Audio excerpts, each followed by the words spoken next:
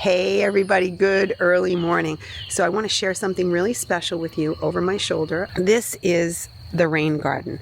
This is a project that we have been working on since we landed this farm and started creating it, because there was nothing here except the pond when we got here. And when it rains a lot, you need a place here to catch water. So we decided to create a rain garden. It was not my idea initially. It was my husband's idea.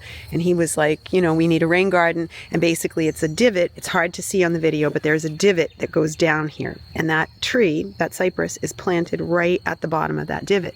And it collects water in the rain.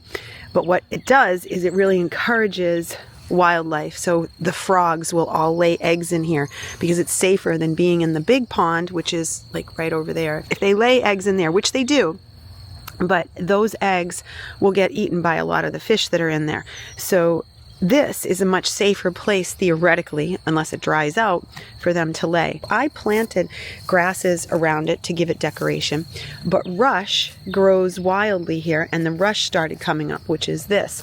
And this is a beautiful grass that grows here, and it just started coming up, and it was great. And then lizard tail just started to grow up. Now we have this growing around our pond as well, and the lizard tail started growing up, and all of a sudden we had a little tiny sprig the first year of milkweed that just came up. But this project is all about inspiration for me. I wanted to attract more and more butterflies. So I decided to cultivate my first year attempt to cultivate the milkweed. And it was a crazy project because I kept trying to collect the seeds and do something with them. But I recognized that was, after a year of failure with that, I was like, you know what I need to do? I need to just let it sit. So this past year, I didn't do anything. I was like, okay, I'm just going to let it sit. I changed my mindset on it. I wasn't going to try to control it. And then I would just let this, area go, and I wouldn't touch it all winter. I would just let it sit and see what happened. Well, lo and behold, if you look, you can see mine not touching it was the best thing that I could have done. And for me, that's one of the hardest things to do, not touch something. Like, I want to get in there and I want to help it. I want to, help it grow and help it get to a better place, but not touching it changed everything. Look at all the milkweed that just came up on its own.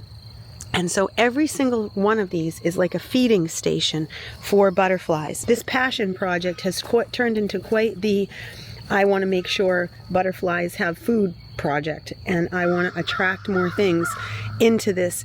The frogs are going to love this year because they've got lots of places to hide.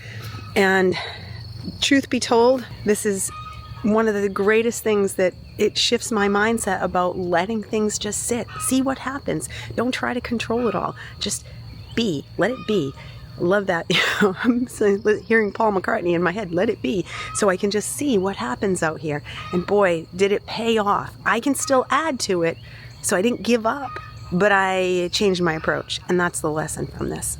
I hope you have a great day. Bye.